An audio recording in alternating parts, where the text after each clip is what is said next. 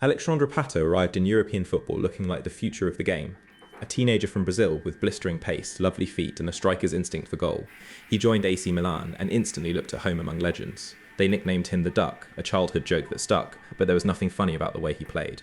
He scored on his debut, ran past grown defenders like they were standing still, and carried himself like a boy who already knew he belonged. Milan had a proud history of great number 9s, and here, it seemed, was the next one, handed the shirt at just 18. Fans dreamed of a decade of goals. Brazil penciled him in as their striker for years to come. For a couple of glorious seasons it all looked inevitable, and then piece by piece, the most promising young striker in the world began to fall apart, and the reason was heartbreakingly simple. At his best, Pato was genuinely thrilling. He tore through Italian defences, scored in the biggest matches, and formed a frightening partnership up front for Milan. He was quick enough to beat anyone over 10 yards, and clever enough to finish once he got there. Off the pitch his life looked like a fairy tale too. He was young, famous, wealthy, and engaged to the daughter of Milan's owner. Everything a footballer could want seemed to be falling into his lap at once. On the pitch he kept scoring, and the goals were not tap-ins. They were bursting runs and cool finishes, the sort that make a crowd rise before the ball hits the net. This was not a case of a player who was overrated or who never really delivered. Pato delivered. For a while he looked exactly like the superstar everyone promised. That is what makes what came next so cruel. Then his body began to betray him. It started with muscle injuries, small at first, then constant. He would pull a thigh, spend weeks out, come back and pull it again within a handful of matches. His style relied on explosive sprints, and each violent burst of speed seemed to tear something loose.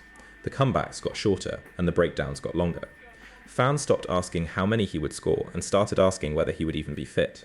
A striker who had looked unstoppable now spent more time on the treatment table than on the pitch. You could see the frustration building in him, the sense of a gift he could no longer trust.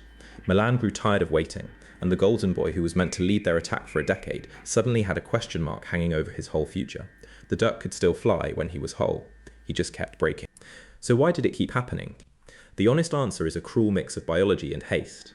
Pato's muscles were fragile, and his explosive game put huge strain on exactly the parts that kept failing.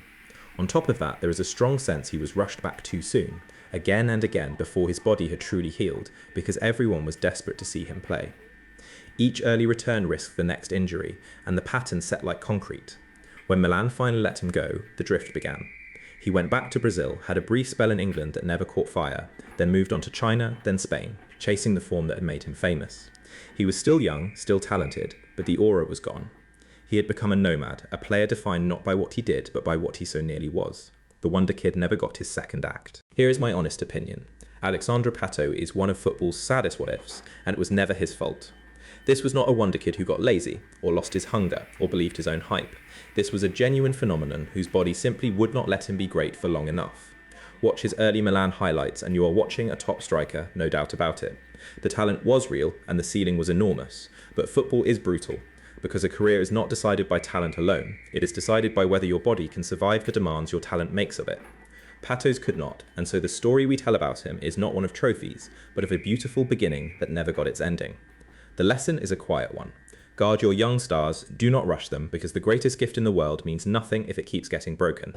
If you love football stories told straight, subscribe to Sports Vogue so the next one finds you, and share this with a mate who would argue about it all night.